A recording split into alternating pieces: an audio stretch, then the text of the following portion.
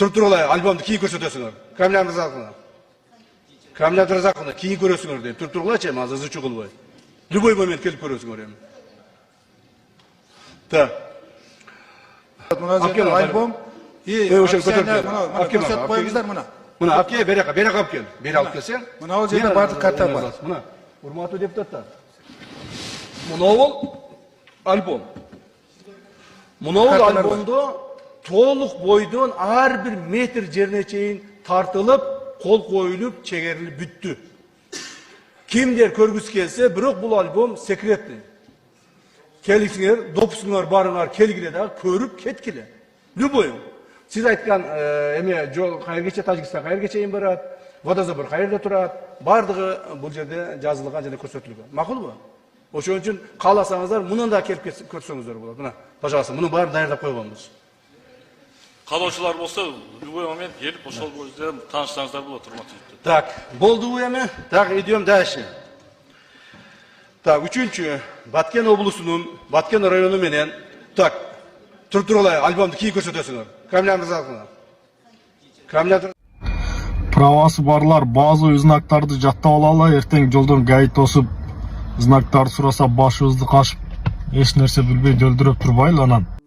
Урматтуу мекендештер, өзүңүздөргө белгилүү болгондой, Москва шаарында рейдтер, массалык кармоолор күч алууда, анықтан документи жок жүрүүдөн абайлаңыз, эң башкысы официалдуу адамдарга кайрылыңыздар, таза регистрация мыйзамдуу түрдө даярдайбыз, мөөнөт өтүп кетсе, базадан чыгып кетсе, Сахаровага карточка, ДМС, ИНН, СНИЛС, ОМС, медкарта, трудовой договор, кара тизмеден текшерүү, иш кагаздарда кандай көйгөй болбосун, кайрылыңыздар. Байланыш телефону +7 929 541 02 05. Операторга асылып тартпай эле койбойсуңбу брат деген, базы знактарды жаттап алалы анан. Бул кыйшак арча, бул аккордеон, бул жерден дагы эмне өтөт деп жүрбөйлү. Бул жерде айта кетиш керек, Пролетарск 12,5 гектар дегенде кайсыл жер деп айтып жүрбөңүздөр. Бул баягы Худжен Пролетарск шаары беле? Пролетарск шаарынын ортосунда мурда ошол Союз маалында бизде баягы сельхозхимия деген бир сельхозтехника деген бир организация болгон. Ошонун 12,5 гектар жери болгон. Бирок биз ошол эле маалда Раматылык Баяман Эркинбаев алып аны бирөөгө сатып жиберген экен ошол эле маалдачы. Бирок биз ошону кайра добиваться этип, талашып жүрүп, жок, бул сатып жиберген күндө дагы биздин жерибиз. Алардын Пролетарск шаарынын ортосунда болсо дагы 12,5 гектар жер биздики деп отуруп, кайра өзүбүзгө алып, зачетка алдык өзүбүзгө. Так, аны унчукпай койсоң деле эч кимди эле көрмөк эмес, эч кимди эле билмек эмес, бирок биз аны алдык кайрадан. Муну дагы көптөгөн айлар талашып олтуруп. Андан кийин мына бул ак арыктын ылдыйында. Ассаламу алейкум, кыргыз элим. Аты жөнүм Алимов Дастамбек, 1999 жылы төрөлгөнмүн. Түкөстен ломкүстүк оорусу менен төрөлгөнмүн. Анан азыркы учурда сколиоз менде 4-степенге келип калды. Дем алышым кыйындап, ички органдарым кысып, санчкылап, грудной клетка уже көрүп атасыңар, ошол жерге чейин көтөрүлүп кетти. Арткы жагым видеодо көрсөтөбүз. Азыр ошого чине мага акча керек болуп атат. Чет өлкөгө барганга Индия, Турцияларда 45 миң, 50 миң деп атат сумманы. Азыр Египетте мен көрүп атам, Германия, Египет жакшы болуп атат экен. Ошол жактардан мен клиникаларды онлайн издедим. Ал жактарды сүйлөшүп көрбөдүм, бирок отзывдарын көрдүм, алар кымбатыраак айтып калышы ыктымал. Ошондуктан мага кичине жардам берип коюшуңарды суранам, кыргыз элим. Силердин 100 сомуңар менин өмүрүмдү сактап калышы мүмкүн да. Силердин 1 литр бензиниңер же магазинден алып иче турган суусундугуңардын акчасы бир эле мени өмүрүмдү сактап калышы мүмкүн. Аллах таалам үчүн жардам берип коесуңар деп суранам.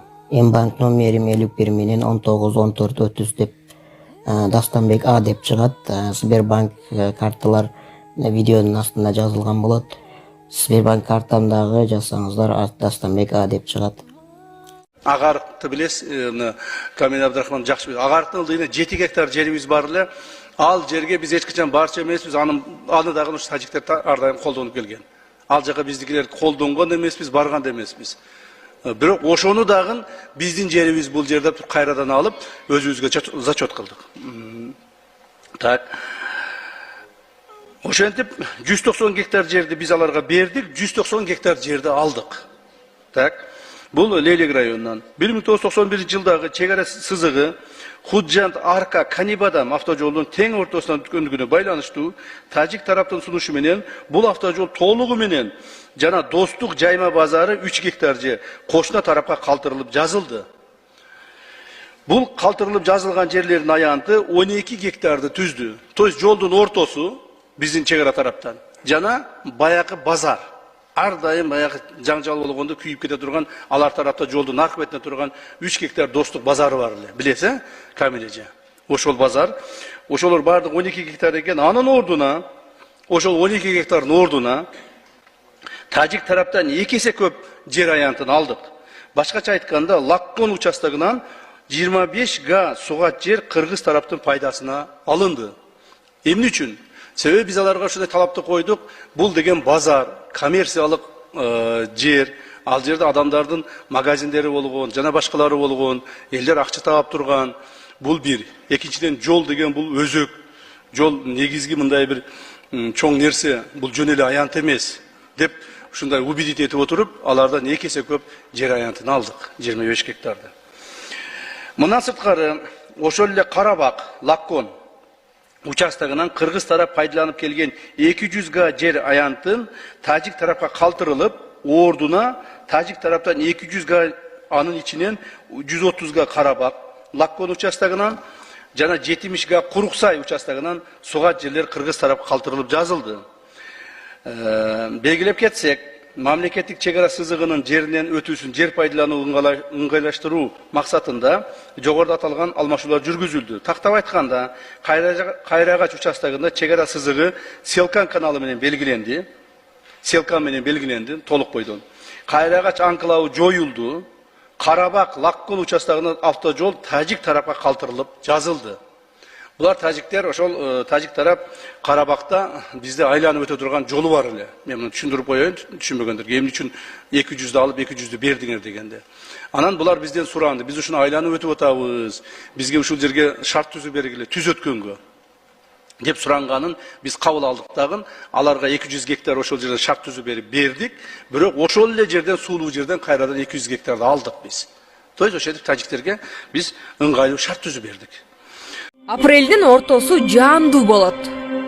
Синоптиктер келерки аптанын башы тактап айтканда 14-15 апрель күндөрү жаан чачындуу болорун билдиришти. Дүйшөмбү менен шейшемби күндөрү жаан жаап, бийик тоолуу райондордо кар жаашы күтүлүүдө.